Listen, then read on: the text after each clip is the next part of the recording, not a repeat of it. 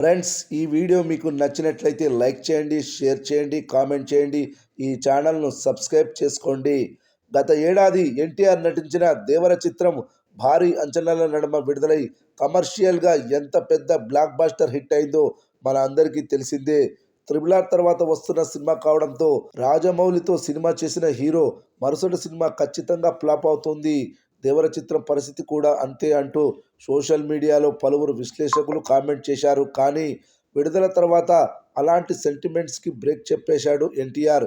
ఈ చిత్రం ఆరంభంలో కాస్త డివైడ్ టాక్తోనే మొదలైనప్పటికీ ఆ తర్వాత మాత్రం ఫ్యామిలీ ఆడియన్స్కు బాగా నచ్చడంతో బాక్సాఫీస్ వద్ద స్టడీ రన్ని సొంతం చేసుకొని దాదాపు 550 కోట్ల రూపాయల గ్రాస్ వసూళ్లను రాబట్టింది. కేవలం థియేటర్స్లోనే కాదు, నెట్ఫ్లిక్స్లో కూడా ఈ సినిమాకు బ్లాక్ బస్టర్ రెస్పాన్స్ వచ్చింది. సుమారుగా 9 వారాల పాటు ఈ చిత్రం నెట్ఫ్లిక్స్లో ట్రెండ్ అయింది. గ్లోబల్ వైడ్గా కూడా ఆడియన్స్ ఈ చిత్రాన్ని బాగా చూశారు. ఎన్టీఆర్కి మొదటి నుండి జపాన్ దేశంలో మంచి క్రేజ్ ఉన్నందున ఈ చిత్రాన్ని ఈ నెల 27వ తారీఖున జపాన్ దేశంలో గ్రాండ్గా విడుదల చేయబోతున్నారు. అయితే విడుదలకు ముందు ఈ సినిమాకి సంబంధించిన కొన్ని ప్రీమియర్ షోస్ సెలెక్టెడ్ మీడియాకి స్క్రీనింగ్ చేసి చూపించారు. వాళ్ళ నుండి ఈ సినిమాకు బ్లాక్ బస్టర్ రెస్పాన్స్ వచ్చింది. దీంతో థియేటర్స్లోకి పూర్తి స్థాయిలో విడుదలయ్యే లోపే బ్లాక్ బస్టర్ రెస్పాన్స్ని దక్కించుకున్న సినిమాగా దేవర నిలిచింది. ఈ పాజిటివ్ రెస్పాన్స్ 27వ తారీఖు విడుదలయ్యబోయే సినిమాకు కూడా చాలా ప్లస్ అవుతుందని చెప్పొచ్చు. 2023వ సంవత్సరంలో రామ్ చరణ్ రంగస్థలం చిత్రాన్ని జపాన్లో గ్రాండ్గా విడుదల చేశారు. రెస్పాన్స్ ఊహించిన దానికంటే ఎక్కువగా వచ్చింది.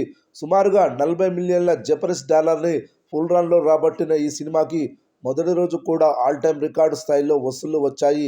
మరి దేవర చిత్రానికి కూడా ఆ రేంజ్ రెస్పాన్స్ వస్తుందా లేదా అనేది చూడాలి.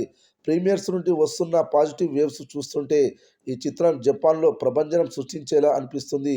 ఒకవేళ ఈ చిత్రానికి జపాన్లో మంచి రెస్పాన్స్ వస్తే చైనాలో కూడా డబ్ చేసి విడుదల చేసే ఆలోచనలో ఉన్నారట. చూడాలి మరి.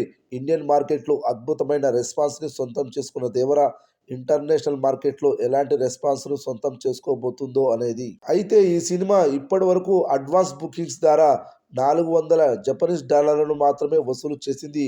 చూడాలి మరి. ఇంకా కొన్ని రోజుల సమయం ఉంది రిలీజ్కి, కాబట్టి రాబోయే రోజుల్లో కలెక్షన్స్ పుంజుకోనుంది.